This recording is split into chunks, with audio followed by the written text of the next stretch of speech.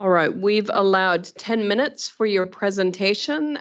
We have a bell that we will ring at 9 minutes to signal to wrap up. But if you would like councillors to have an opportunity to ask for points of clarification or questions, you need to allow for that in the 10 minutes. All right.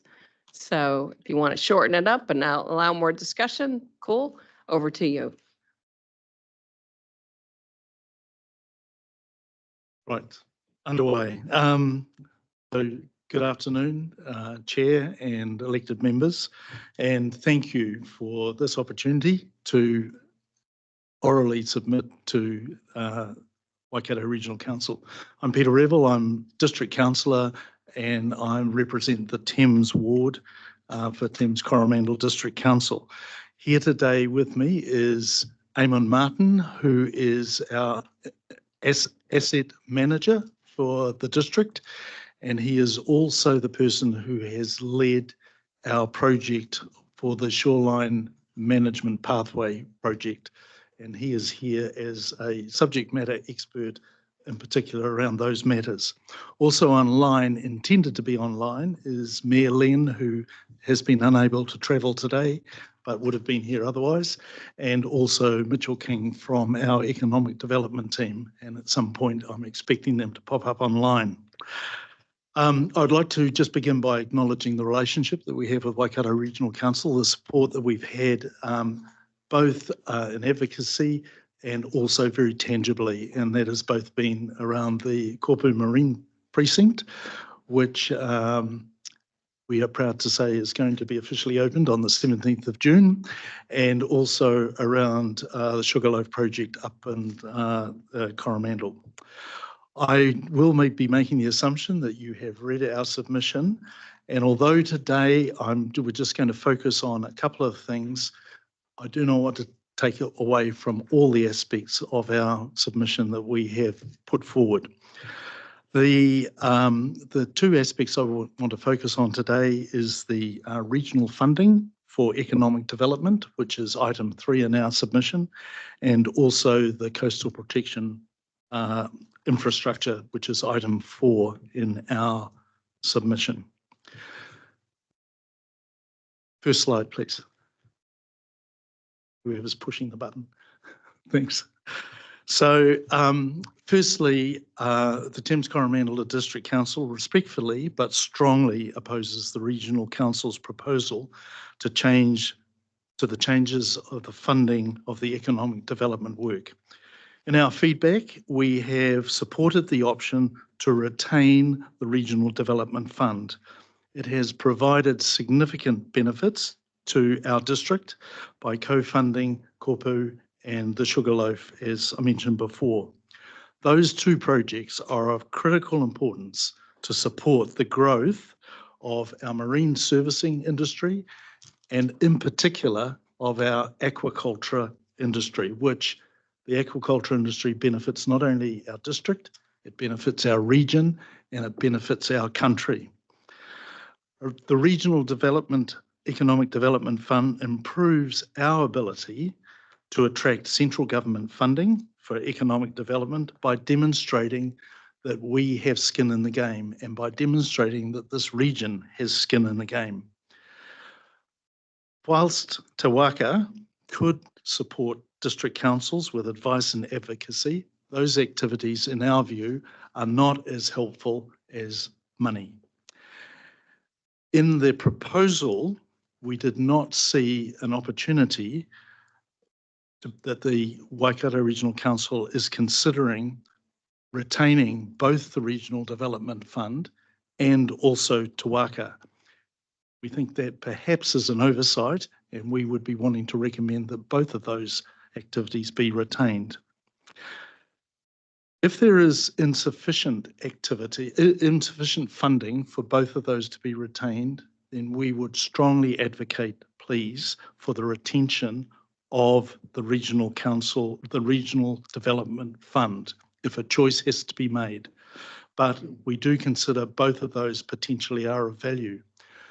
As a comment around Te Waka, we, parenthetically, we would be saying if Te Waka funding is going to continue, we would request the opportunity to be involved in perhaps reviewing the way it operates, because from our point of view, we haven't seen the tangible benefits to our district that we have seen with the Regional Development Fund, which is part of the reason why we are requesting a continuation of the Regional Development Fund.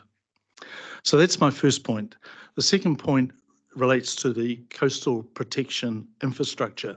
We do acknowledge and we do understand that we are in straitened times, that we do have challenges around economically at these days. We also understand and would ask that the Waikato Regional Council appreciate, which we know they do, is that we do have a whole lot of uncertainty around exactly what is happening with regards to climate change and what that might or might look like. We believe, when we read the proposal, that Waikato Regional Council is telegraphing that at some point there is going to be some changes about flood protection infrastructure, because what we've been doing may not be able to be carried on being done because of costs, et cetera, et cetera. So whether it's an additional uncertainty that we are coping with as a council, not only the economic uncertainty, not only the uncertainty around climate change, but also the uncertainty about the who, or about the what, the when of, and the how of what WRC might be bringing to us in the future. Things get a little bit more technical at this point, so I'll hand over to Amon to pick up on those themes. Kia ora, thank you, Peter. I'll try and be really quick. So climate change is a really big challenge. The adaptation planning is one of the key ways of dealing through this. But to support adaptation planning, the foundations are really hazard understanding. So understanding your hazards across our district and understanding the infrastructure options. So those things are really important. We've completed our shoreline management pathway plan in September 2022, but out of scope was rivers. So rivers wasn't fully completed as part of that. In our LTP, we've allocated significant funds just after year 6 to revisit that adaptation planning, and that would be the ideal time to bring in any hazard information that Regional Council developed infrastructure planning information into an adaptation process. So that's six years from now is what we're looking at. And I think I'll allow a bit of time for questions, but generally just like to say that we're very supportive of Regional Council's ongoing hazard and adaptation work that they've already got planned. And I would just like to add to that in terms of our own planning, it's absolutely critical for us that we know and understand what WRC are thinking, and therefore we are wanting to submit that please don't take the foot off the accelerator. Please continue to invest in as quickly as possible in enabling us to understand what are the things that are going to be impacting upon us. And I'll now open up for questions. Thank you. I did have Councillor, you happy for Councillor Marr to go first? All right, Councillor Marr, then Councillor Nicola. Thank you, Jen. Yeah, thank you, gentlemen, for your report in front of us today. Just real quickly, we did get a submission yesterday that questioned the data being used around the shoreline management areas, proposals, structures, etc. So I know you're aware of it. So Amon, I guess being the technical man, if you could give us some comments around that, please. Yep, so vertical land movement is one of the issues that we have to deal with, and there's quite a lot of uncertainty with that vertical land movement, a little bit like sea level rise itself. We've talked on video conference with SatSense. They're the people who provide the data. They've highlighted satellites that have gone down. There's a step change in the data. So the data that you've probably seen needs an element of scrutiny, not to take away. There is also still uncertainty. For the Thames proposal, we're looking at a two-stage approach. This two-stage approach allows that flexibility and more knowledge about sea level rise and settlement to be taken into account. And that's probably as far as I'll go in terms of the detail. And we Yeah. can certainly take that offline. And just like to be really complimentary on the way our two councils are working together now. I know it hasn't always been like that in the past, but no, being sitting on that group with the various councillors and technical staff has been a really good experience for me. So thank you very much. I could also add to what Amon was saying. Over the next 3 years in our LTP, we have allocated 300k per annum to ensure that we do the right amount of investigation so that we understand the risks and we understand the environment before we start putting shovels in the ground in the wrong places in the wrong way. Thank you. We have run out of time. Councillor Nicola, did you want to thank our presenters? Yeah, thank you very much for coming, and I understand that what you've put forward is very straightforward for us to digest. So I really appreciate that because it makes the submission so much easier to get through between all the others. Thanks, Jennifer. Thank you very much for your time. Much appreciated. All right. Next, we have Matthew Dean speaking on behalf of Ball Brothers. Councillors, this is page 955. Or wait a minute, have I got that right? No, sorry, 142. 55. Anyways, that's all right. We can find the submission.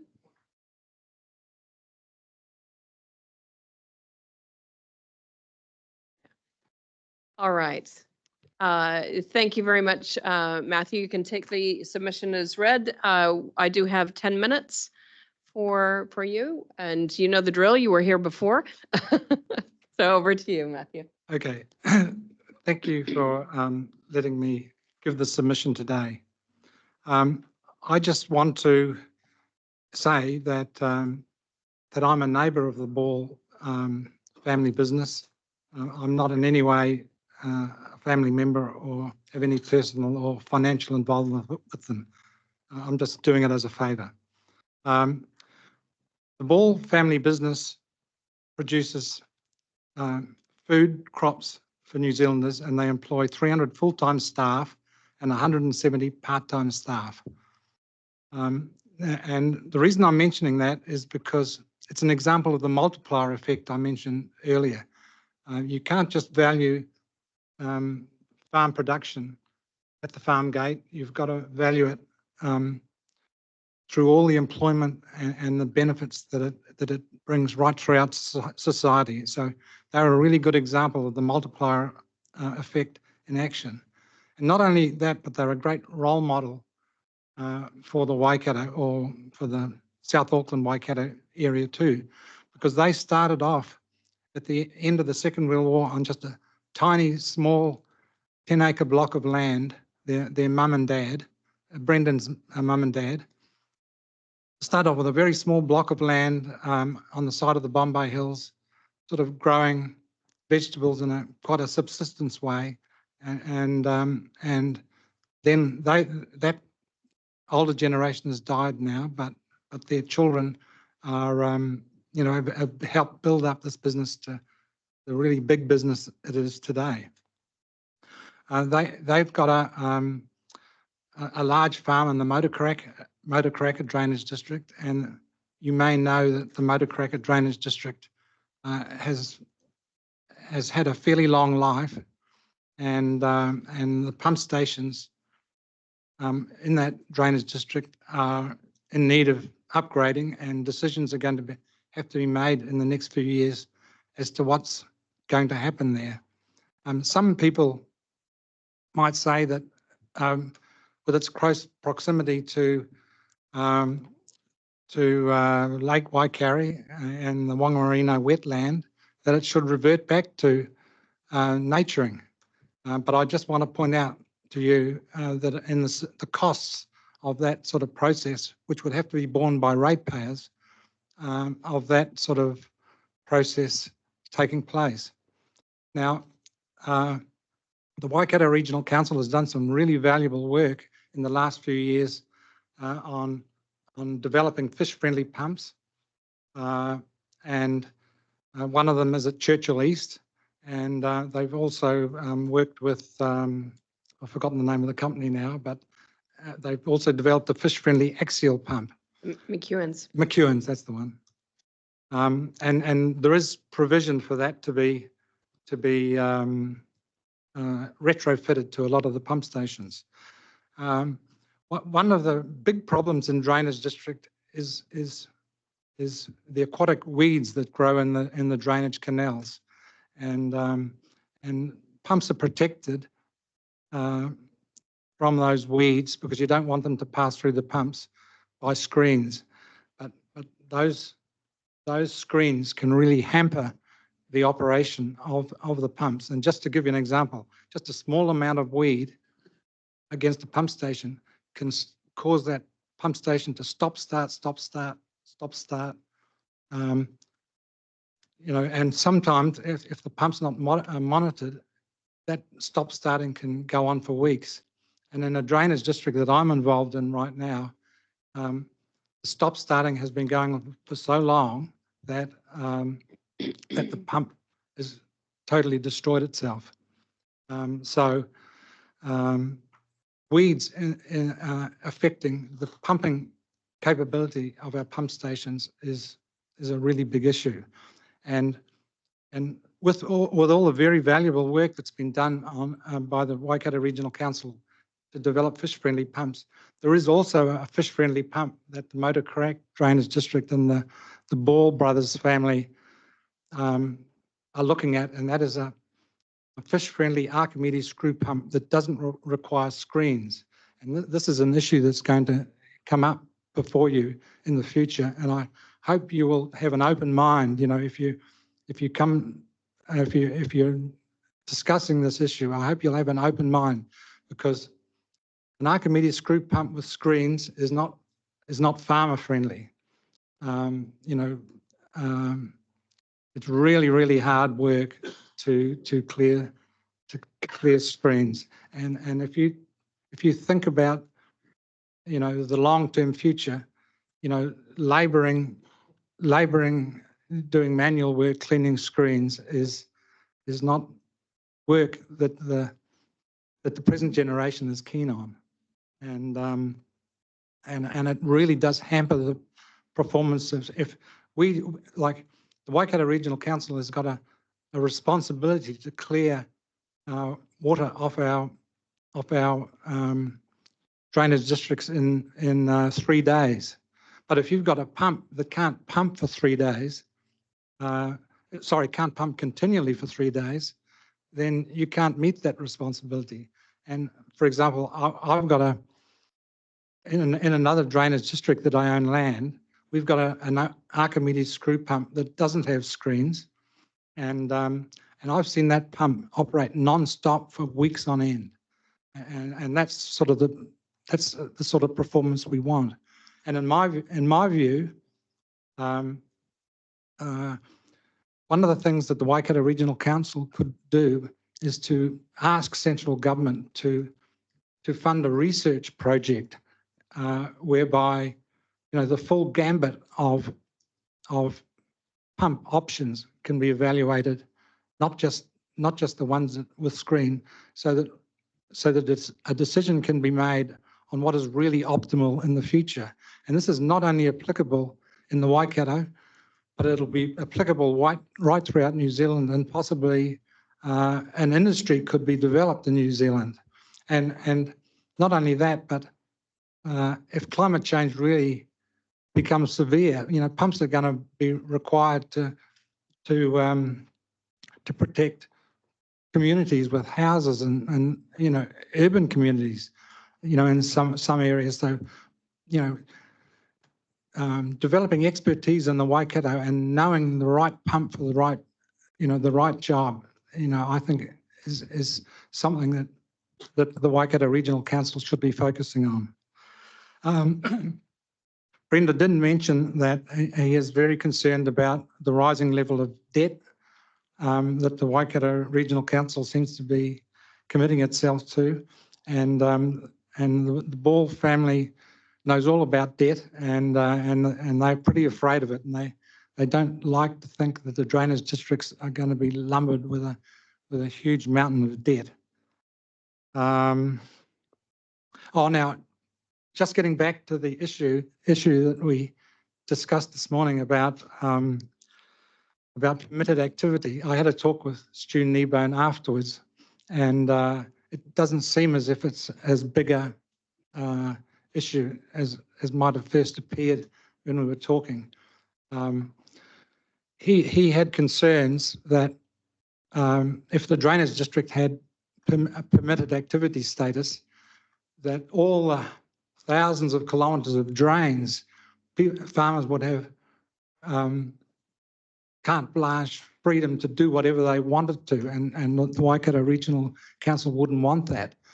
And we agreed, Stu and I agreed amongst the two of us, that really the really important issue, is the stop banks and pump stations, and they would be much easier, and he would find it much easier to agree to permitted activity status for that sort of infrastructure, not the thousands of kilometres of drains that he had concerned about.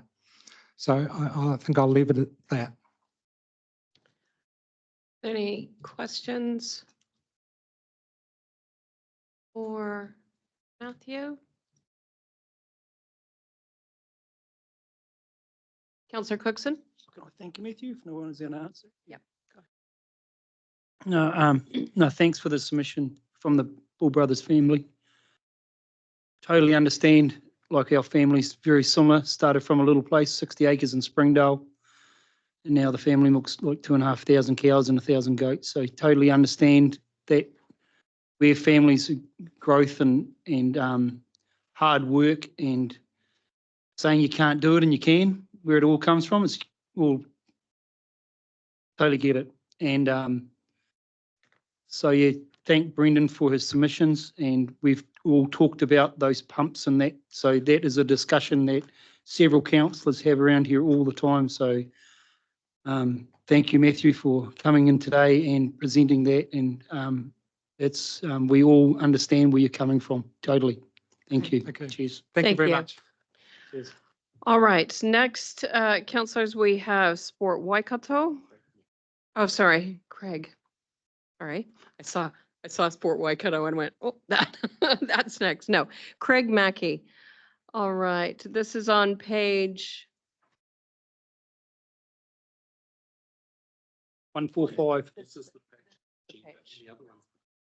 okay. Jesus, there's All right. two different. 143. Okay, Craig, thank you for coming along and speaking to your submission. You have 5 minutes. We'll have the timer on the screen. You'll hear a bell at 4. If you want to allow time for councillors to ask questions, you need to accommodate that within that 5 minutes. Over to you. Thank you. Hi, everybody. Thanks, Dave, for running the slides. There's a few here. If you can just jump to the third one, skip a couple. So this is regarding drainage issues in Te Kowhai. I'll go back one if you don't mind, please. In Te Kowhai Estate. We purchased this land in 2019. The dotted lines are the drains and the direction of those drains. If you go to the next slide, please. We purchased the land, in settled the land in January for the reasons of it was in a position where we had access to probably one of the best special needs schools in the country. At Rototuna High, our daughter has complex special needs, and we wanted the land so that we could build a house that we could extend out so that she can live with us for the rest of her natural life. Next slide, please. So that's our family, and we started building in February 21. Next slide, please.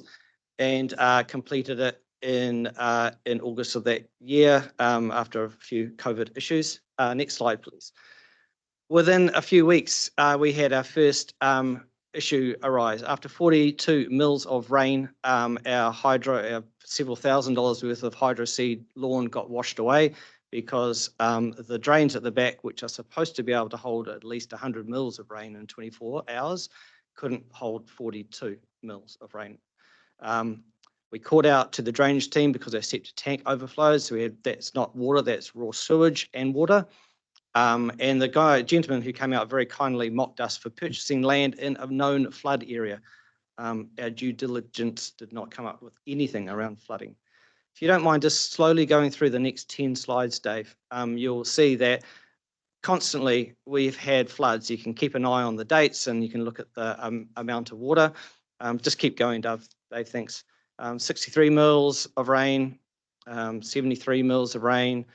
We're just flooding over and over and over again over ever since we've been there, basically. Just keep going through and we'll get to Auckland anniversary, so you get something that everyone knows about Auckland anniversary weekend. Notice these are all relatively small, I guess, amounts of rain, and we're flooding every time. And we're there, the Auckland anniversary rain, so that was 84 mils of rain. Again, septic tank overflowed, our outdoor electrics have overflowed, so we've got servicing on septic tank. We've obviously got raw sewage absolutely everywhere. The great joy of this was we became a tourist spot where people were coming to look at the flooding, and their kids were playing in the waters, which we did tell people that's probably not very wise. If I go to the next slide, which is Cyclone Gabriel, where we were completely flooded. We were evacuated by the Civil Defence at 3 a.m., which was extremely traumatizing for my daughter and for my wife. We've had over $30,000 worth of damage to the home. All the timber had to be reclad. Once again, septic tank and all the rest. That roundabout was impassable unless you had a decent four-wheel drive. My sister-in-law was very nervous going through it in her four-wheel drive, but she's a townie, that's right. Next slide, please. Sorry, there's a few more. So if you keep going through until you see words. So what I'm trying to show you here is our journey of sometimes we're flooding with only 20 mils of rain. It just keeps going on and on and on and on. And you'll get some words soon. If you're looking at those dates, you probably would have noticed there's some gaps when I just gave up and I just didn't want to take photos because it's freaking depressing. My wife and my daughter are so traumatized by this. Did you know that it started raining last night at 3:33 a.m.? That's because my daughter started banging on the door going, "It's raining." I get that all the time, over and over again. We've lost a lot of money out of this, but probably most importantly is that third bullet point, that we are trapped in this house. We cannot sell the house. We're unable to sell, and this is obviously quite the risk. If you go to the next slide. Lastly, what we're asking is we're saying we did our due diligence. We did our job. I don't want to be here. I shouldn't have to be here. I believe both councils have a moral and an ethical obligation to act on this, even if, regardless of whether there's a legal one, and I believe there is. I think well over 16 flooding pooling events in 1 year is not completely unacceptable, and the health hazard must be unacceptable. Thank you. Any questions from councillors? Councillor Smith? Thank you, Craig. We've heard from Shelley and Mark yesterday. Some of us, Chair and myself, attended the public meeting. Your very impassioned plea, and I don't know that there was anyone without a tear in their eye after you spoke. It was an amazing story you told and shared with us. And thank you for opening up. I can assure you that the council staff here are taking this seriously. And Greg Ryan over the back there will put his hand up. Thanks, Greg. He's the ICM manager, if you haven't met him already, and he knows of your concerns and the community's concerns. So, look, thank you for submitting on this. And we are working, and obviously you're aware of the community group that's meeting. I've just got something through from Janet this morning about another meeting. So, look, thanks, and understand your position, and we are trying our best to find a solution that works for everyone. Thank you. Thank you, Neil. Thank you very much for your presentation. Thanks, Thank Dave. you for your submission. All right, councillors, now we will move on to Sport Waikato. We have Matthew Cooper Shane Brodie. and, sorry. Shane Brodie. And Shane, sorry about that, Shane. So we've got both Sport Waikato and the Waikato Regional Sport Precinct Charitable Trust. You're going to cover off both of those? I'll do those within 5. Yeah. Okay, Absolutely. great. We've got 10 minutes because I've got 2 spots for you, so I'll give you 10. I'll give you a So few we've minutes got the back. timer set for 10. We'll ring bell at 9, but over to you, how much do you want of that 10 minutes to Thank you. devote to questions from councillors? Thank you. Thank you, Chair Pamela, councillors. My name's Matthew Cooper, the Chief Executive of Sport Waikato, and alongside me is Shane Brodie, the Sport Waikato's Places and Spaces Lead, and Shane drives our facility focus at Sport Waikato. Firstly, thanks very much for the opportunity to present or talk to our submission. We take it as read, both submissions. A couple of points to note on behalf of Sport Waikato and the Waikato Regional Sport Precinct Charitable Trust, which is made up of regional funders, funding leads, which I'm the chair of that trust. Sport Waikato acknowledges our regional council's purpose of working together for the Waikato region, that it has a healthy environment, vibrant communities and a strong economy. Sport Waikato supports regional councils funding towards the regional spatial plan. The regional spatial plan process will have a strong alignment to Sport Waikato's regional approach in delivering our regional strategy called Moving Waikato, and the Waikato Regional Active Spaces Plan that's led by Shane, by taking that regional centric approach. Although not successful in terms of uptake in the fund to date, Sport Waikato supports option 2 that council do continue to operate the Regional Development Fund, as we believe the fund still has significant role to play regionally across Aotearoa. Although, basically meeting the council's strategic priorities of a sustainable development of infrastructure, connected communities, and achieving council's focus of intergenerational wellbeing, and B, while also funding inter-regional scale projects with intergenerational benefits, which was the fund's core purpose or original purpose when that fund was initially set up. The Regional Development Fund could play a more collaborative role in progressing much needed community infrastructure, and we know that this is supported by our regional funders.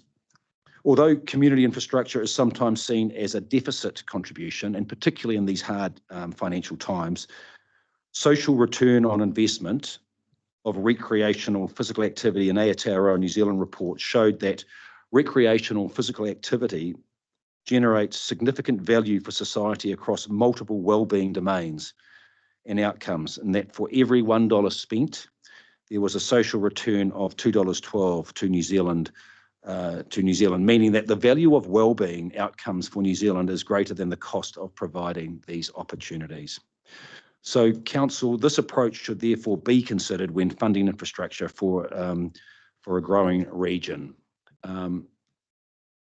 Chair Pam, that's probably 10 minutes covering both options. So that it did wrap around in a similar type of thing in terms of the sporting precinct and Sport Waikato, and being a regional organisation, having the opportunity, which we're very grateful to talk to council today. So happy to answer, or we are both happy to answer any questions from council.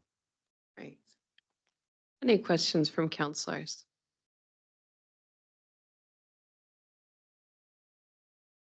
Councillor Dunbar. I was just going to ask you to expand on the regional spatial plan and how the sport element of that would fit in, and whether you're going to be part of that discussion. Yeah, we'd love to be a part and work alongside Regional Council on that regional spatial plan. As Matthew mentioned, it's got close alignment with our regional strategies like Waikato Regional Active Spaces Plan. Our approach to planning and considering the needs around sport and recreation hasn't to be, we're not looking at a district by district process. We've always looked at a boundaryless approach to infrastructure. Where's the nearest aquatic centres? Where's the nearest indoor courts, tracks and trails? What communities do they serve?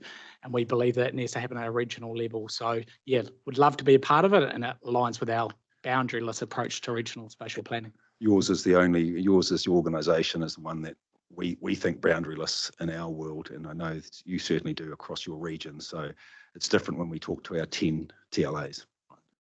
Thank you. Just out of interest, other sports organizations like yourself in other parts or in other regions, what is the connection between those organizations? Yeah, we're one of 14. Chair Pam. So we're one of 14 regional sports trusts. So the way we operate, we're a bit different. We went through a transformational change about 4 years ago, which we're a lot leaner now, but we want to be focusing on really strategic focus about how do we have more impact, and spaces and places and regional infrastructure, regional and sub-regional. We've got a very strong focus at the moment around the Thames Aquatic Pool, which we see as a real sub-regional process. The other one is Taupo Owen Delaney Park, so we're really advocating strongly there. Our role as the Regional Sports Trust, we work very closely with a lot of regional organisations down to club level, so that's who we are. Been around for a while. John Parker was the first person. I think some of them will remember that name. The former cricketer many years ago. Councillor Smith. Yeah, Matthew, just like to say thanks for your effort. You've come before me many times over the years, and that transformational change that you initiated 4 years ago, I think it really is paying dividends now. And the foresight to actually be bold and make that change is really you're to be commended for that. So well done, and understand where you're wanting to work, and absolutely support the boundaryless approach across the region. So thanks for that, and look forward to working with you. Thank you, Councillor. Thanks, Noel. We certainly enjoy our discussions, and we'll keep strategically having conversations with your chief executive and coffee with your chair, because we certainly think that the opportunities around, it's not so much around the quantum of regional development fund. It was more about the concept, and I know that's challenging for our council in terms of where your focuses and your needs are. But we do think going into the future, there's something in around a regional, that regional development where we can actually see across boundary. And I know that's a challenge that we have, and we're pushing hard in terms of your counterparts across the region. Great. I've got Councillor Nicola and Councillor Cookson. Councillor Nicola. Matthew, you just mentioned about working closely with other regional organisations. Yes. Just hoping you could give me a flavour of who you work with most and Across the Waikato? Yeah, so we've got, certainly, I would suggest those the 10 TLAs are supporters of ours, so the 10 territorial local authorities, Trust Waikato, very strongly associated. So the funders that we are, Councillor, are the likes of Wellington Trust, Trust Waikato, our 10 TLAs. We work very closely with the likes, in collaboration with the likes of Community Waikato, Creative Waikato, in that sort of space. Our mandate is more, our mandate is around the getting people active is probably the key thing around what we're trying to do, is getting this region active. To do that, we need to basically really collaborate closely with a lot of these organisations. For example, I'm sort of thinking now a lot around infrastructure. If I'm thinking the likes of maybe a Tikawiti, those sort of collaborations when we're talking about it is having conversations with the likes of Creative, having a conversation with community. So it's not just us coming in specifically around sport. It's how do we, and then that links a little bit to your vision around wellbeing. So where does the intergenerational, interconnected community? So I'd just really like to keep unpacking that to see how we could, and probably going to be hard in this round, but we want to keep working closely and keep communicating with our regional council. I really appreciate that. Yeah. Helps. Councillor Cookson. Thank you, Madam Chair. How are you getting along with central government? Because I know I've organised the meeting with Martin Bradley to see Shane Jones in Wellington on your behalf. Yeah. So how's that gone forward? Well, is there anything going to come out of that, or? Yeah, Councillor, I think that's probably our gap at the moment. So if I said to you right now, I could tell you that we have about 18 projects that are sub-regional or regional, which are effectively aquatics, indoor stadiums, and the likes of artificial turf. Councillor, that equates to about 350 million over the next 10 years. Waikato hasn't been great at tapping into central. And so part of that was, yes, we've had conversations with Shane Jones, understanding, where are the opportunities there. My minister is, I suppose, Chris Bishop. So to answer your question, we need to get closer to central government, and organisations like us are really determined to do that. So I'd suggest that your working relationship with Pam needs to increase that every time she's down there too, Yes. that she's pushing on your behalf. So Yeah. I'd make sure you do that. Great. Thank you. Thank you. Thank you. Councillor Marr, did you have a? Yeah, just briefly. So, look, thanks, Matthew. We've had a couple of presentations from Surf New Zealand, and I noticed that I attended your awards, and Surf New Zealand was recognised in those awards, or some of the local surf lifesaving. Is there any way helping them with some funding that you see in a larger picture, I guess? Yeah, there'll certainly be the national body, the Surf New Zealand. We're doing quite a big piece of work around water safety as well. So Sport Waikato's leading a charge with a lot of key funders and organisations around a water safety strategy specifically for the Waikato. We've tried nationally, we haven't had much headway, so we've taken charge of that to make sure that we're driving water safety. The sport of surfing, it's all around our beaches, all around our coastline. We work closely with Surf Lifesaving New Zealand, and one thing that we can do is that we do have the ability to leverage and on behalf of. So that's something which I pride myself in, alongside having those conversations. So happy to do that. No, thanks for that, and it's good to see those relationships working. And just finally, thank you very much, gentlemen, for your presentation today and taking the time to come and see us in person. Thank you very much. Much appreciated. Thank you. Thank you. Cheers for that. Okay. Thank you, everyone. Thank you. All right, councillors, we're going to skip ahead to Hamilton Waikato Tourism. We've got Richard Leggart. So Richard, I have 10 minutes allocated for you. So we have a countdown clock on the screen. At 9 minutes, we'll ring the bell. If you want to allow time for councillors to ask questions and seek clarification, incorporate that within that 10 minutes and allow for that. Tēnā koutou katoa. It's lovely to be here, and an apology from the Hamilton Waikato Tourism Chief Executive. Nicola had a pre-arranged trip to Australia some time ago and is unable to make it. So I am filling in. I've been on the board for 5 years and chair for the last 2 years.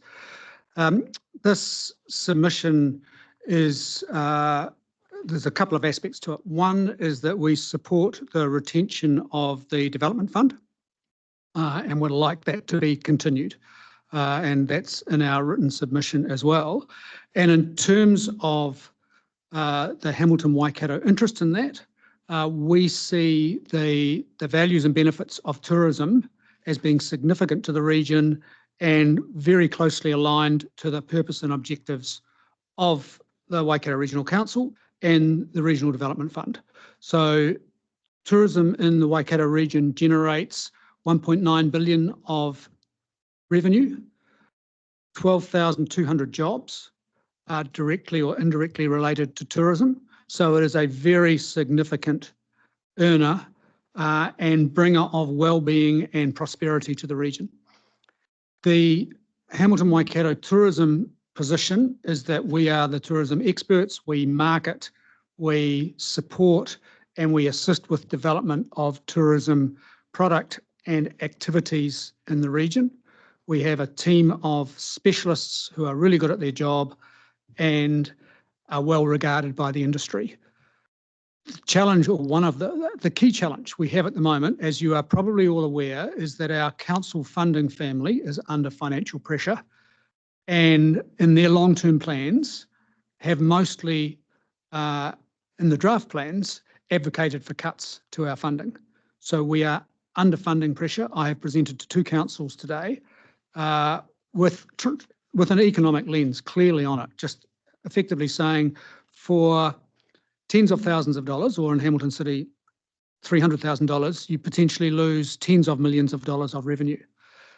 Where the development fund can come into play here is to assist Hamilton Waikato tourism in specific areas of activity. We undertook a project for Waitomo called Te Aki Waitomo, which was about regenerative tourism. That was successful to the extent that Kirikiriroa also asked for the same. So we have done 2 Te Aki regenerative tourism projects and would like to do more. We also work quite closely with Sanctuary Mountain Maungatautari, and one of the other hats I wear is very closely involved with the Maunga And that's a fantastic opportunity for the region to do more. So what we would like, A, is the development fund to be continued, and B, for Hamilton Waikato Tourism to have an opportunity to apply to that fund for specific projects that are measurable so that you can see the impact that your funding will have. And we did have an application which in the submission was attached, ready to go in October before the fund was closed. So that's kind of the guts of what I have come to say. We also support Te Waka tourism funding being continued. As a big entity, tourism, I think justifiably can be held separate to Te Waka. We do work together occasionally, but they have sectors, industry sectors they focus on. We focus on tourism. And my personal view is that tourism is big enough to justify that. And with new things happening, such as the proposed hotel in Kirikuroa, the theatre, there has been talk of an airline coming in. There are a number of opportunities which, without a viable regional tourism operation, such as HWT, they are much less likely to go forward. So thank you for the opportunity to submit. Any questions? Councillor Smith. Thank you. Interesting, you've touched on some of the issues I want to raise. So you're obviously aware that council is struggling to meet all the aspirations of community organisations and the likes. So you, in your initial part of your presentation, talked about your focus is on the development of tourism. So to me, that comes under the economic development of that sector. And so the broader aspects of economic development. You've just said that tourism is big enough to be on its own. What serious discussions, if any, have taken place that would see all of the people working in the broader economic development space coming under the one roof, and therefore one set of administration, and perhaps being able to be sustained by a grant or whatever from the regional council, because we can't be all things to all of the people, and it's like picking winners. Which one do we? And so what serious consideration has been made within the sector to bring the organisations under one roof? Being honest, there has not been serious consideration. Well, there has been consideration. So we talk about it from time to time. Waikato Regional Airport, which are our parent, yes, who would be ultimately, that would be their decision as to whether HWT seriously considered merging with Te Waka, are not 100, they do not see the benefits of doing that at the moment. Now, this may change if the long-term plan outcomes are not improved for HWT, and depending on what happens to Te Waka, we may be forced to look much more closely at doing something together. My personal view, having been involved with HWT for 5 years, is that, as I said, I think that tourism justifies its own unit, and the overhead structure that we have is inexpensive.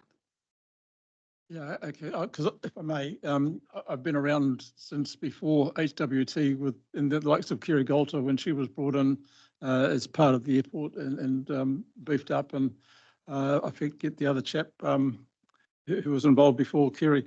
I really think it's time to start asking those serious questions of you and the sector. But I'll leave it at that. Thank you. Okay. Councillor Clarkson. Yeah, I'm interested in the scale of your operation. I saw a whole lot of figures in the submission about the value of tourism and all the rest, but what's the size of your FTE? How do you compare to Te Waka? We have 8 FTEs. 1 is currently vacant. We have 1.4 million, give or take, of annual revenue from the councils, and 250,000 or thereabouts of industry support. And yeah, is that? Yeah, that's good. That's good. And just one supplementary to that. So how would you characterise your revenue in terms of the core funding, which you get from local authorities and this council or whatever, from council sources, compared to funding you bring in yourselves to do work like the examples you gave earlier in your presentation? The council funding is absolutely our core, and that's about the 1.4 million. We have had money in the past from regional council, don't have any at the moment. The money that we have a service level agreement with all the councils, so it's not a grant. Yeah. They give us money to do things, so they're buying services off us, effectively. And that's a little bit the same with the tourism industry. So the $250,000 or thereabouts that we get from the tourism sector goes back directly to the tourism sector to market. And there's an element of they can help, they can guide us to what they want that spent on, but essentially it goes into direct marketing of areas that they are interested in. Yeah. Good, thank you.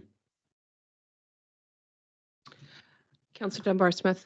Yes, so just to clarify, of that 1.4 million council funding, you've now got a 40% shortfall, is that correct? Potentially, if no one changes their long-term plans, it's 38% will be cut. So you just indicated to Councillor Smith that that might mean an openness to dialogue about potentially working together with an economic development agency. Not sure if openness is the right word. So if that was to occur, yeah, who do you think would be negotiating or helping drive that discussion? Is that something regional council would have a role in, or is that the external agency, or how would it happen? Well, I think it would be a function of the board of HWT talking to the rail board, going, this ain't going to work at these levels, and then potentially coming to yourselves and saying, hey, we're in the poo. We don't think we can be viable or effective at these levels. Would you consider some sort of package if we put our heads together with Te Waka? Thank you. And just finally, I know that you're asking us to invest 450,000 a year. And yes, we're aiming for the stars. Excellent. Thank you. Nice. Thank you very much for the Anything would be appreciated at the moment. No, it's very good to have the presentation come actually meet you guys face to face. So good. Oh, happy to be here. Thank you. Thank you for your time. Thank you very much. Appreciate the submission. All right, councillors, we now have Murray Grant. This is on page 109 of your agenda pack.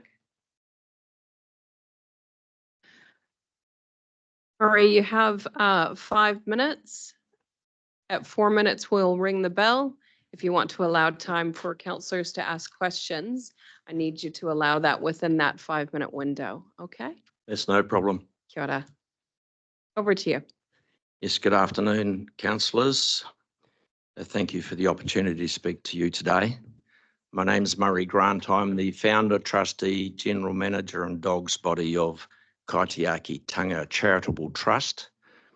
There's a charitable trust set up by me when I became semi-retired from a law firm and decided that the most important things that I could see in our country could be combined together to make New Zealand a better place. And that is how we work with our challenged youth.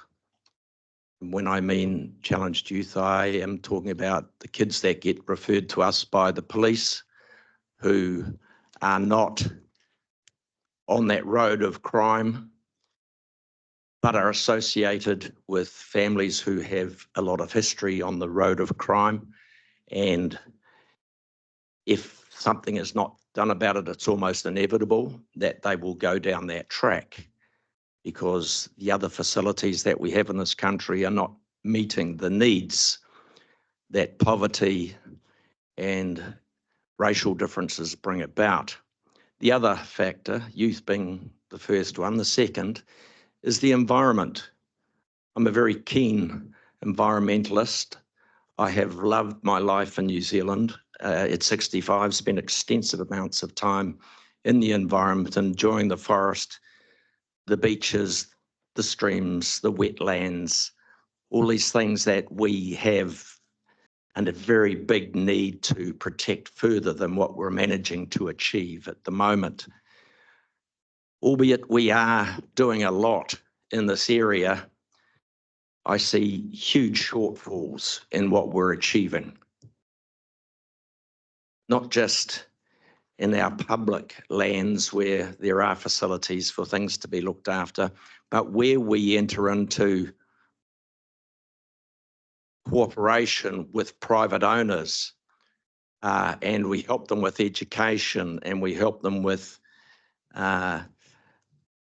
the financial side of how difficult it might be. And in particular, I'm talking about farmers, and when we get the changes in our commodities overseas and we're not getting what we need for what the costs are, and the inputs are getting so much higher than what we can get for our exports, there is a very big need for us to hold hands with the farmers as a community.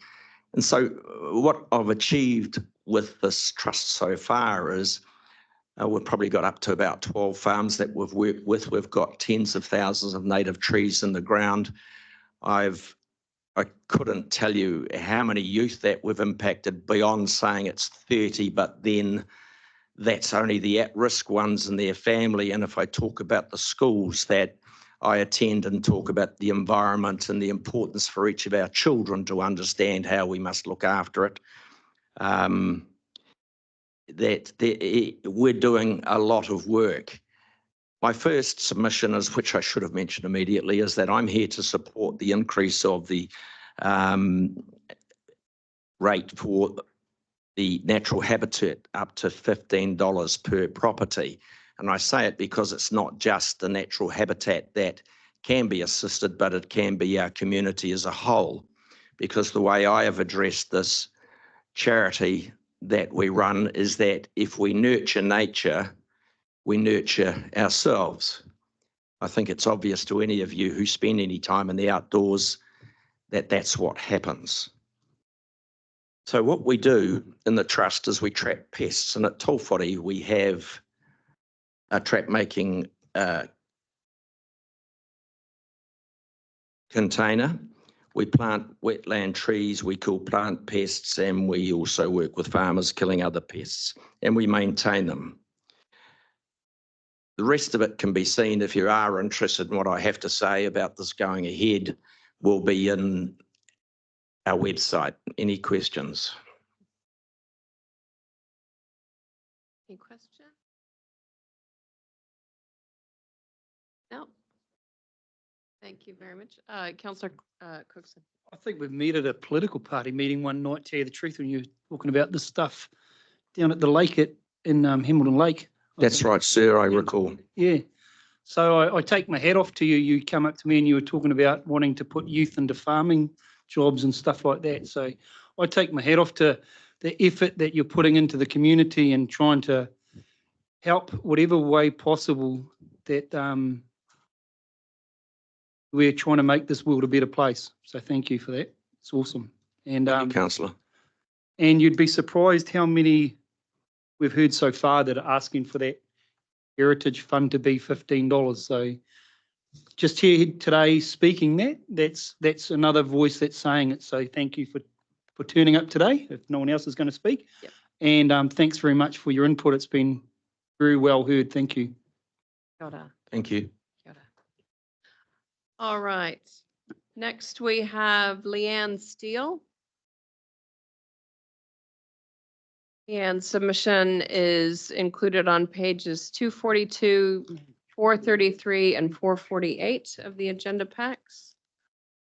I have some handouts. Sure. Leah will distribute them. So Leanne, I have 5 minutes for you today. You'll see the timer on the screen. You'll hear the bell at 4. As you probably have heard, if you want to allow time for questions, you need to do that within that 5 minutes. Yeah. Kia ora. Over to you, Leanne. Kia ora koutou. My name's Leanne Steel, and I did submit also in favour of the increased rate for the Natural Heritage Fund to $15. I work as a volunteer for the last 4 years with the Whaingaroa Weedbusters, which is Raglan. There's quite a large number of us out there working now. We've got quite a presence on Facebook and we're having a really good time. We value our environment, so we give a lot of our time and effort to its restoration. I did make a submission, and in the submission I made some points which I'd like to talk to a little bit more. One was that along with including increasing the Natural Heritage Fund, I made a request that the Waikato Regional Council might like to include some support for volunteers in the way of using the Waikato Biodiversity Forum as a platform to train people in the use of herbicides. One of the huge challenges that we have working with the Waikato District Council is that they don't want us to spray on public land. And I have my growth certificate and that's not enough for them. I know in the Western Bay of Plenty, one of my sister-in-law is a volunteer coordinator there, and they have put their volunteers through a Grow Safe style spray program, and that satisfied the health and safety requirements for the council. So that, I tell you, it is incredibly difficult managing climbing asparagus with your hands. So that would be extremely useful, and one of the ways that you get massive bang for your buck, my point of view. I unfortunately might have done something slightly naughty because I have included a couple more points that I didn't speak to in the submission, and that's what the handouts are for. Another way that would be really, really helpful to volunteers on the ground would be if the Waikato Regional Council GIS team might consider teaching us some mapping skills using some of the ArcGIS equipment. In particular, I've attached a document which you might or might not like to read. EcoNet Charitable Trust recently won an innovation award for their eCams tool. So you can map specific predators. I'm particularly interested in pest plants, but you can use it for a variety of things, and you can also use it to engage specifically or particularly with landowners via social media or via individual cell phone. It's an extraordinary tool, and my partner knows how backward I am at using computers, so he said to me, don't even go there. You just need to find someone to teach you. And there are skilled people in council that could do this, and that could be part of one of the Waikato Biodiversity Forum days. I think that would go a long way to be really helpful. And the other thing I wanted to include, which is sort of attached in the third and fourth page of my handout, was I wanted to respectfully request that the regional pest management plan could possibly include a 200-metre exclusion zone around working conservation sites from specific listed pest plants. They do this also in the Western Bay of Plenty. There's a particular list of pest plants that they've got on the list as, I don't know how many plants, let's say 15. And landowners in the surrounding areas around a conservation site are required to remove those listed plants. So I work on an area that's 10 hectares, the Kaitoki Walkway in Raglan, and it borders on a lot of homes. It borders on other district facilitated, public land. And there are privets and woolly nightshades and all sorts of things. And it's a constant incursion. And if there was an exclusion zone, 200 metres is not great. I mean, a bird can fly that in no time and pop out a seed, but it would be so helpful if this was something that could be included in the regional plan so that there would be some sort of authority around the request. I think I've kind of done my dash here. Councillor Marr. Yes. Hey, thank you very much for your presentation, Leanne, and you've struck a note with myself. I've asked a number of groups how that herbicide training and stuff like that would be a real benefit and something the council could supply. And just acknowledging all the work that your group does. A picture of a dead alligator weed's not as confronting as a cat killing a kiwi, as we had demonstrated here earlier, but it's just as important. So I really thank you for the work that you're doing in that space, and we do take it seriously. We agree that it's not as sexy, but pest plants is very important. 100%. So thank you very much. Yeah, no problem. Thanks for having me. Great. Thank you very much, Leanne. Much appreciated. All right. Next up, we've got Federated Farmers. So we have Joe Cook-Munro, we have Phil Sherwood, and Keith Holmes. I've only got 2 mics down there for you, so don't know who's going to fight over what, but I'm sure you can figure it out. No fighting. We've got 10 minutes for you. You would have heard the instructions before. We'll ring the bell at 9 minutes. If you want to allow time to engage with councillors a bit more, then you need to incorporate that within the 10 minutes. Over to you. Kia ora all. My name is Phil Sherwood. I'm the chair of regulatory for Waikato Federated Farmers. And here with me is Joe Cook-Munro, senior solicitor for Federated Farmers, and Keith Holmes, the Waikato president for Feds. Thanks for the opportunity to speak further to our submission here at Waikato Regional Council on their long-term plan. From our submission on the LTP, we speak on behalf of Auckland Federated Farmers, Hauraki-Coromandel Federated Farmers, Rotorua Taupo Federated Farmers, and of course the Waikato, and we appreciate these opportunities to submit. We also actively have over 2,100 members located here in the Waikato who all are ratepayers. And our contributions obviously from Alan Cole, our Auckland President, Rob Claw, our Hauraki President, Guy Kilton, Keith and myself. Feds is a not-for-profit primary sector policy and advocacy organisation that represents the majority of farming businesses in New Zealand. Federated Farmers has a long and proud history of representing the interests of New Zealand farmers, and Fed Farmers aims to add values to its members' farming business. Our key strategic outcomes include the need for New Zealand to provide economic and social benefits to ensure our members may operate their business in a fair, flexible environment. Our members, families and their staff have access to services essential to the needs of our rural communities, and that our members adopt responsible management and environmental practices. On that, on the LTP, we'd just like to expand out from part of our submission. Waikato Regional Council, we feel need to ensure that targeted ratepayers, especially those in significant flood protection networks of North Waikato and Hauraki, ensure long-term targeted rates paid for by the landowners in these areas require an assurance from Waikato Regional Council that they are receiving their relevant works associated to their paid targeted rate, actually getting bang for buck and performance for now and the long term for assurances for their investment in both land, infrastructure and rates.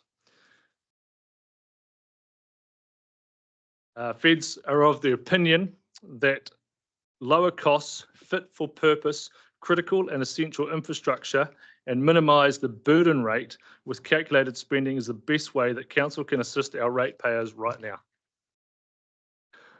While the Council may have a desire to grow its staff and resources, the current economic climate suggests that this approach at this time is not the approach at this time. Sorry, the Council needs to reconsider what is essential services and look to fund those while putting what it wants on hold or on its wants on hold for the next 3 years. So Federated Farmers is calling for the pure prudency on expenditure.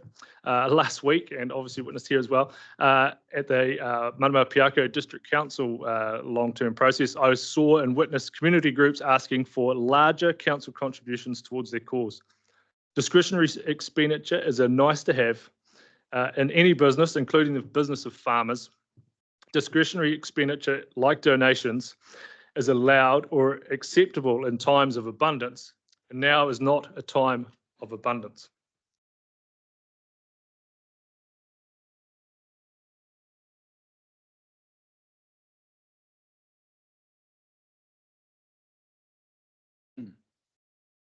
So Feds cannot support the proposed rate increase when it is apparent the long-term plan consultation and accompanying documents that there are nice to have projects rather than the Council simply focus on the urgent and essential projects for the next 3 years. As you would be aware, unless you're living in the cloud of the city, the primary sector is facing tough financial times. the demise of the goat industry with stats of only 30% of those who are currently supplying to make it to the next 12 months. The sheep milk and the sheep industry are drawn to a halt on the cash flows with the wool returns at an all-time low. Grain and arable, whilst bumper crops for the year, or for the past year, record input costs are squeezing margins with a falling market price for returns. Dairy, whilst looking good on milk price returns, this portion of the primary sector carries the largest load of debt, feeling the highest of the Reserve Bank and the interest rates currently. Farmers have and will continue to experience severe hardship due to the recession. The uncertainty in the economy, falls in payouts, meat prices, high inflation. Farmers are also having to comply with new regulation introduced by the last government, which largely have to be complied with until they are repealed. Currently, farmers are struggling to pay the expenses such as provisional tax, mortgages, Reserve Bank, and in a statement on Wednesday, the 1st of May 24, noted that most homeowners are currently falling behind in mortgage payments as the cost of living pressures and higher interest rates take their toll. The Reserve Bank has also stated that the situation is likely to get worse due to the prediction increase of unemployment. As well, the Waikato Times recently reported that Hamilton growth has slumped and business confidence is at a 7-year low.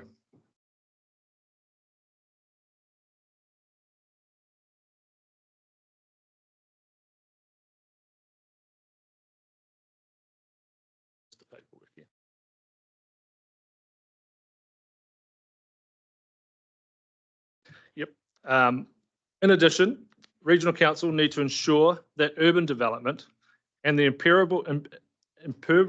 impermeable surfaces increases, that these do not further impact on the rural drainage network or that they pay their way on contribution.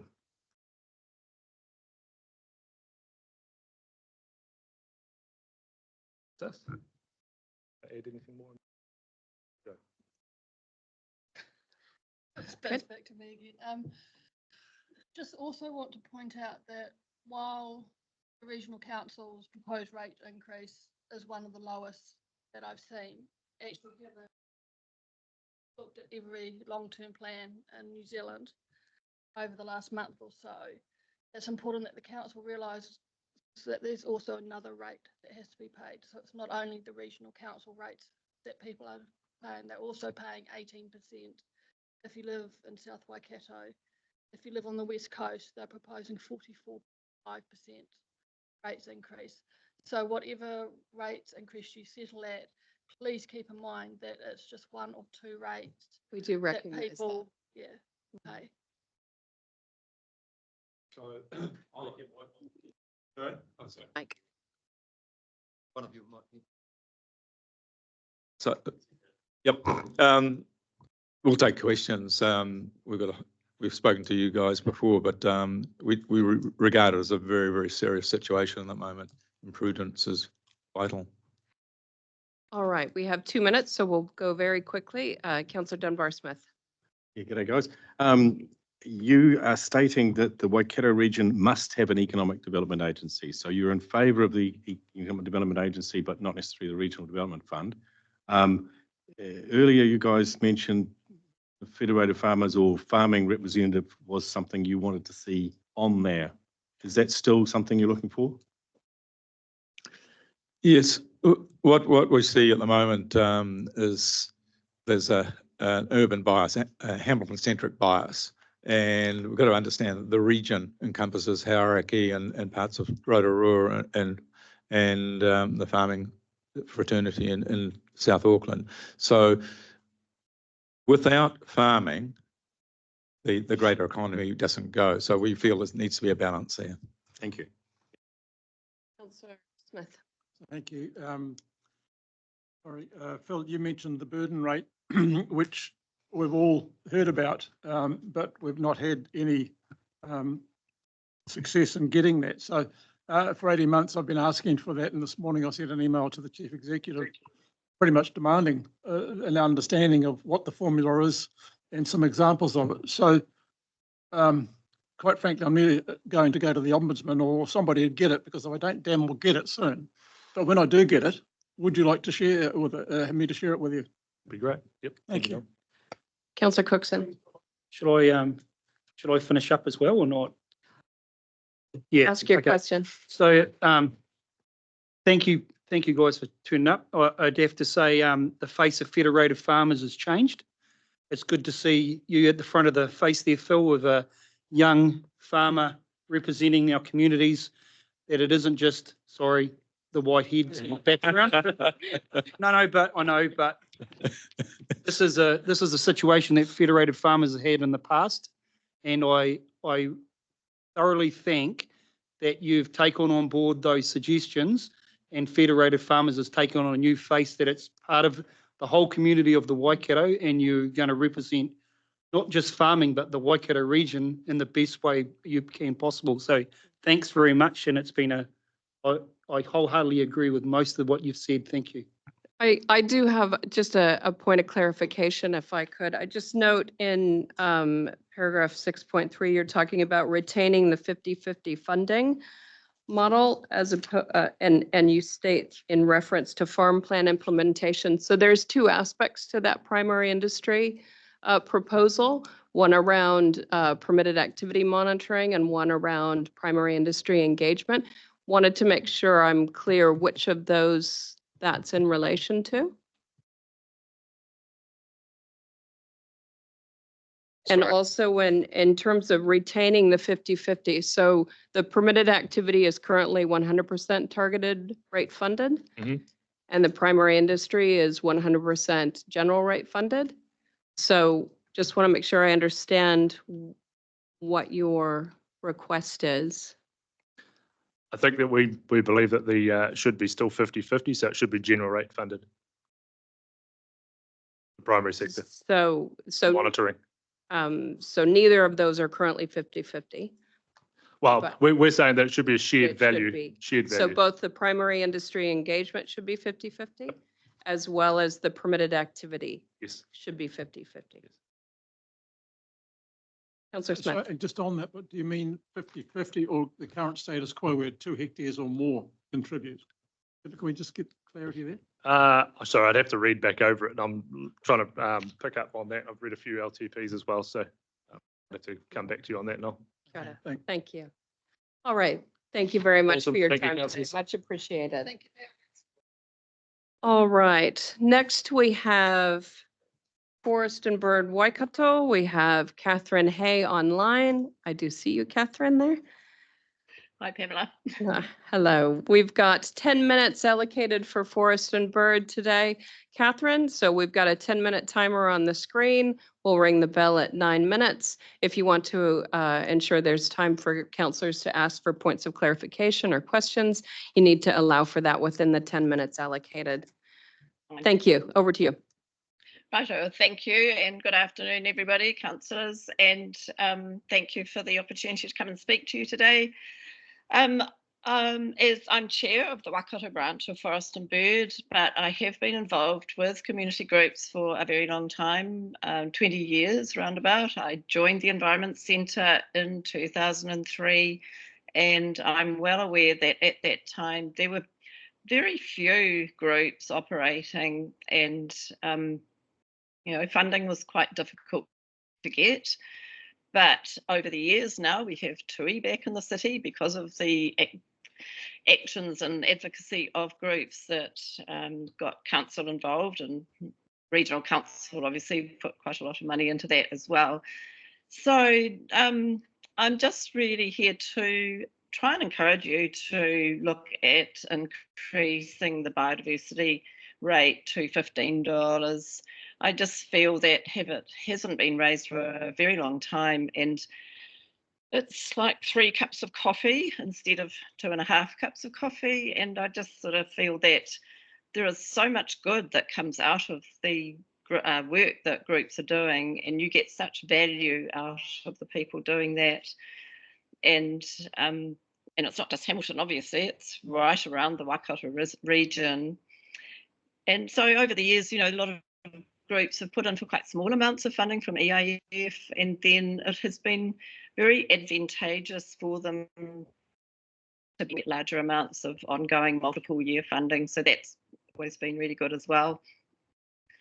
So with that funding over the years, we've been able to, with the Environment Centre and some of the groups, we've run events such as like the Eco Show and Waikato Gardens Festival, Hamilton Gardens Festival. So a lot of their education went on, and the groups were able to promote themselves and get membership. And we ran gully bus trips, 2000 ran bus trips around gullies, trying to encourage people to come and have a look and start, do some work in their own backyards. And I think, it's pretty obvious now that there is so much more attention to the values of the gullies that we have and natural areas. And so I think, I would imagine that most people probably, I don't know how many submissions you've had on this, but I would have felt that most people want a city which is, has a good natural environment, and that the regional council is helping to contribute to that, and pest control as well as pest plants, of which we have an awful lot. So, that's the other thing that I think there could be a little bit more education around pest plants.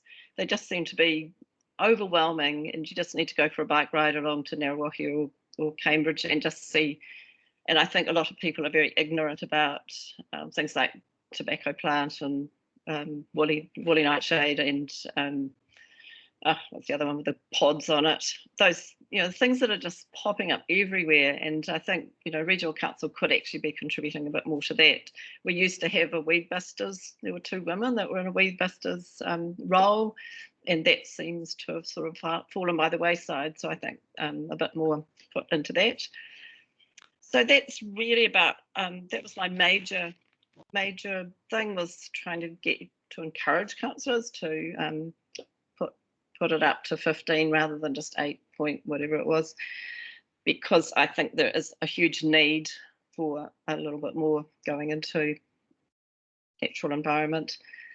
I do support the public, or we supported the public transport investment as well, because it should be fair across the region, so that's a good thing.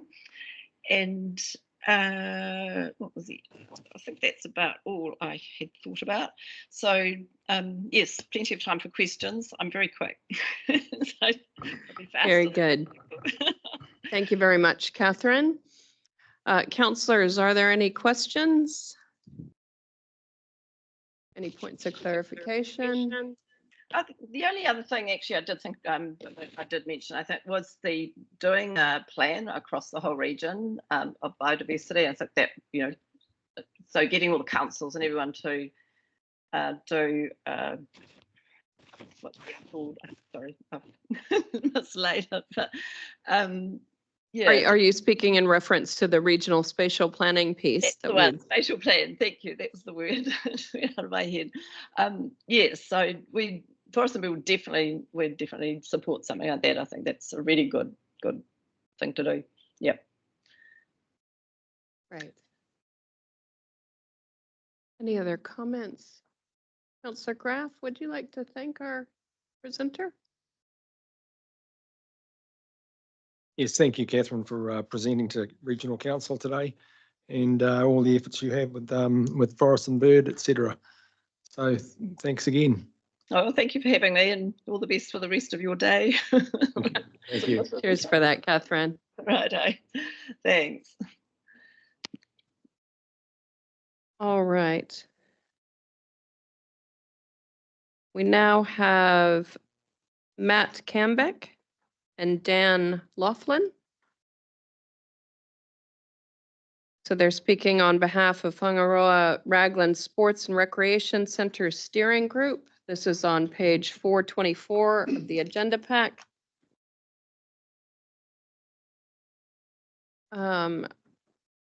We've got, let's see, because you are a group and I'm ahead of time, we'll give you 10 minutes. Kia ora. So you would have heard the other instructions, hopefully. We'll put 10 minutes up on the screen. We'll ring the bell at 9, but if you want to allow time for questions, ensure you do that within the 10 minutes. Over to you. Thank you.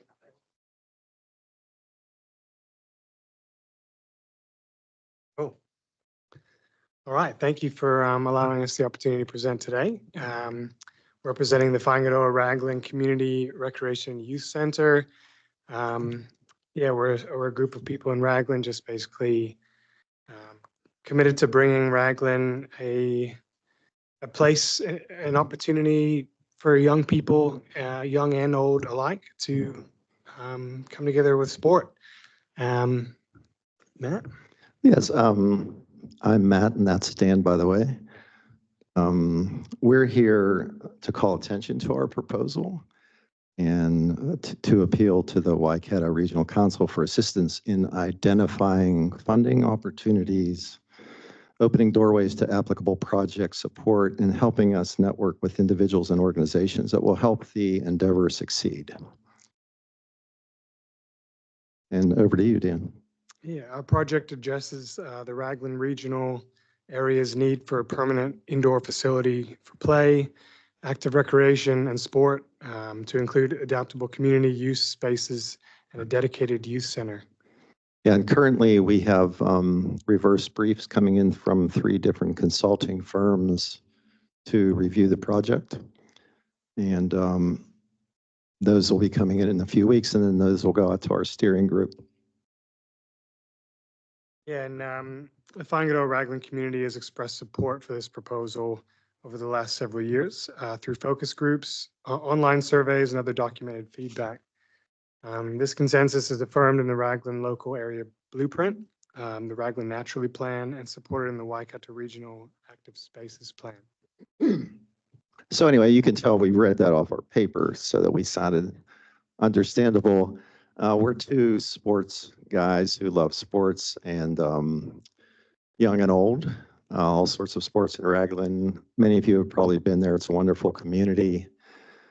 Hard to build things there because of the hills and the water, but we're convinced it's a good idea to bring that to the community. And we've just started out. We've assembled a steering group. Their names are on the sheet you have in front of us.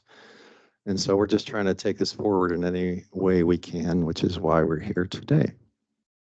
Yeah, it's a very fast-growing community with a subdivision that's halfway through at the moment with Rangatahi, and then there's others planned. So Raglan growth is going up very quickly, and yeah, we already see the need as it is now with the Raglan Area School being close to capacity. Like I said, the community numbers are growing. There's just not the facilities for all year, all weather sports, recreation, and community gathering. Yeah, and we're also keen to give the youth of Raglan and the young adults another kind of option and place to get to spend their energy. Because I guess if you live out there and you don't have a car and you're in high school and you're looking for something, you either got to get to Hamilton or wherever else. So we're trying to generate a place, a center that will draw from all demographics for that. And Dan and I both play basketball, one of the sports we play at the Raglan School Gym. And there's a lot of kids there, I guess high school, just out of high school. So we get to kind of interact with them in a way and hopefully provide a good example of 3-point shooting in Dan's case mostly. But no, to just deal with that factor of, bringing that to Raglan, that community center focused on the youth. Yeah, I mean, it's centered around the youth, really. We play basketball every single Monday. It's sort of an open gym in Raglan. We've got this tiny little gym, but there are kids coming up, 8 years old wanting to play basketball, and so there's niches being filled, but we just don't actually have the spaces for them. And so and we actually met as part of our steering group. We met with the heads of department of a lot of different sports clubs in the community, and almost every single one of them addressed the same need, was for spaces and actual indoor facilities to continue sport year round. Yeah, because the weather in Raglan gets tricky in the winter, and in the summer well, a facility gets filled up just from people interested in getting some space to kick the ball around, throw the ball around, whatever they want to do. So with the growth there and the youth there and the families and the need, we've just picked up the ball, so to speak, on this project. But a lot of people in the community have been expressing the need for this over the last several years. Gabrielle Parsons has been really good about cluing us into some of those surveys, and the evidence is there already. So when we speak to these consultant groups, we're going to try to feed that in so they don't have to do so much front end work.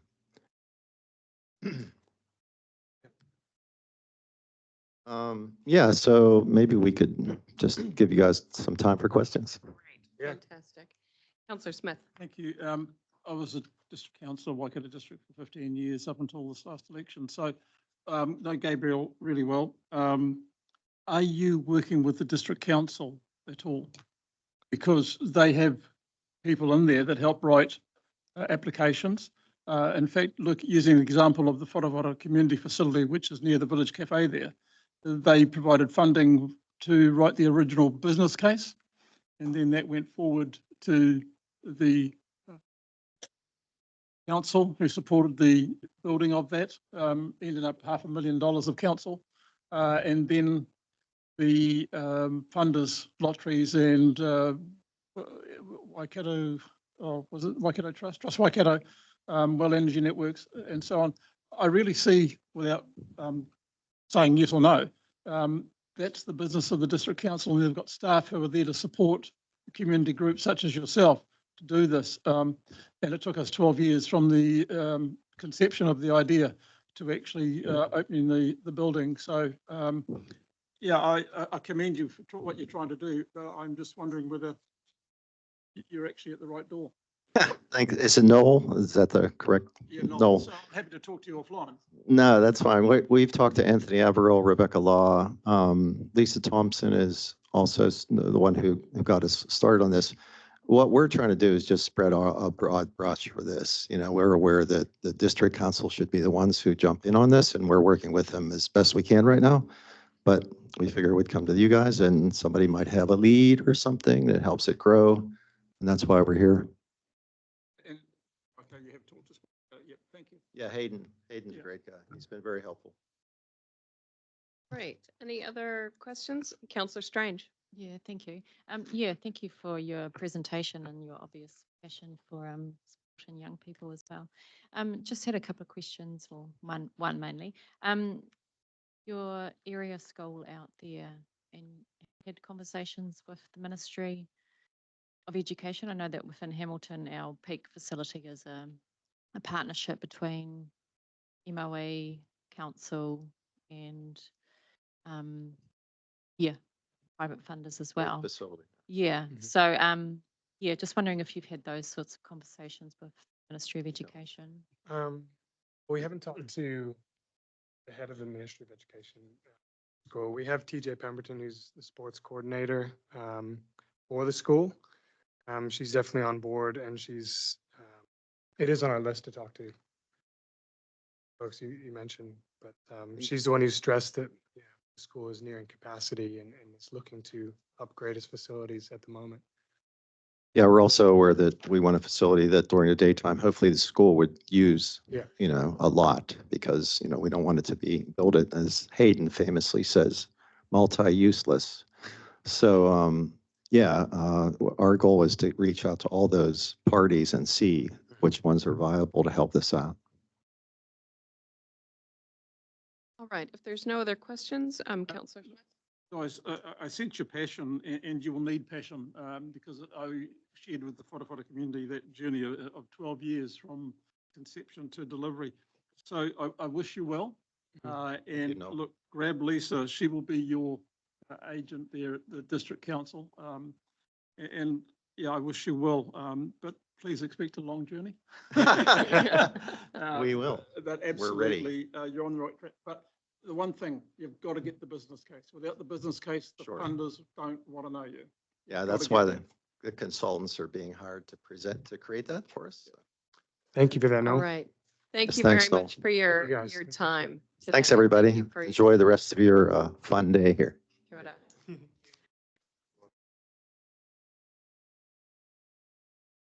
All right, councillors, our next presenters, Te Wharetua Māori Trust Board has not arrived yet. Otorohanga District Council is just signing in, so we will take this opportunity to just have a wee stretch. So we'll just adjourn the meeting for a few minutes. Thank you.